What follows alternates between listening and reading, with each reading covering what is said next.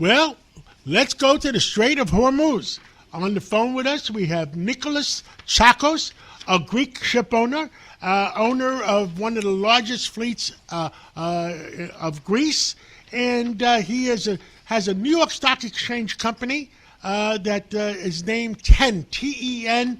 And Nick Tsakos, tell us more about your company. Well, thank you very much. It's great to be on. TEN has been public on the New York Stock Exchange since 2002. It's one of the largest energy carriers in the world. Greece, actually, 30% of the world's energy is transported on Greek ships, which I think is something that not many people know. So Greek shipping is significant, very significant in the world and global economy. TEN has been profitable in the majority. We only had 3 down years in that period of time. So even for a boxer, that's a good record.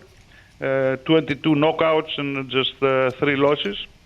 Now, tell us, that's a wonderful company, but tell us what's going on in the Strait of Hormuz. And I also want to know what's going on in the Red Sea. Yes, this is where the action is. Right now, the Strait of Hormuz is really a blocked zone. It's very dangerous. We all have ships there. Every significant tanker, dry and container company has vessels there.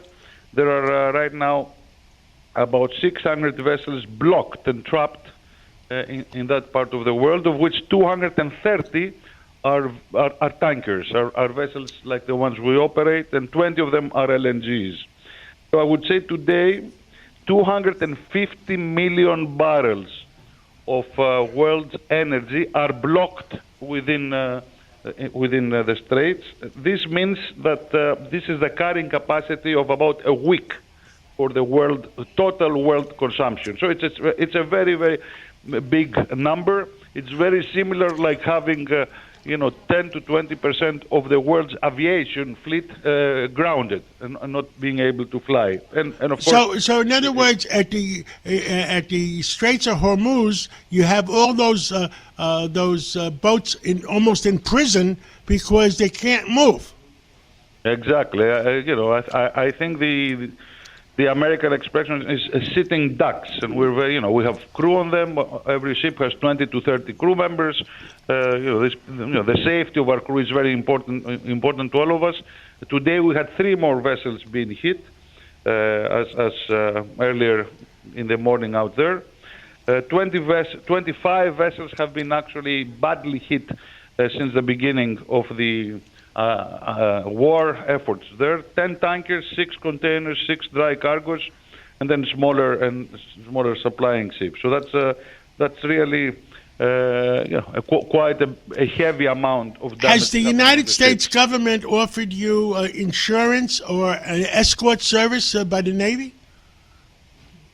We are very closely communicating. We appreciate the efforts that have been made, but I think there is no way that we will, even with any escort, we're going to put our people in this danger.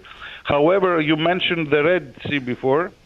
The Red Sea about 2 weeks ago was also a no-go zone for major carriers and ourselves. However, with help from the U.S. Navy and other allied navies, including the Greek, I think this should be a good alternative in trying to get some of the oil which is trapped in there out through the Yambu port, which is a port that can take significant amount of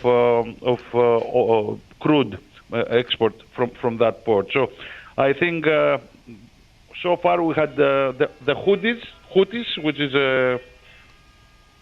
Houthis, which are a terrorist association in Somalia, but they are much easier to deal with if we have escorts from the navies. I think your point is very correct. We should focus right now in getting as much oil as possible with escorts and protection from the Red Sea, rather than from the straits. Understood. So right now, how many ships do you have stuck in Hormuz?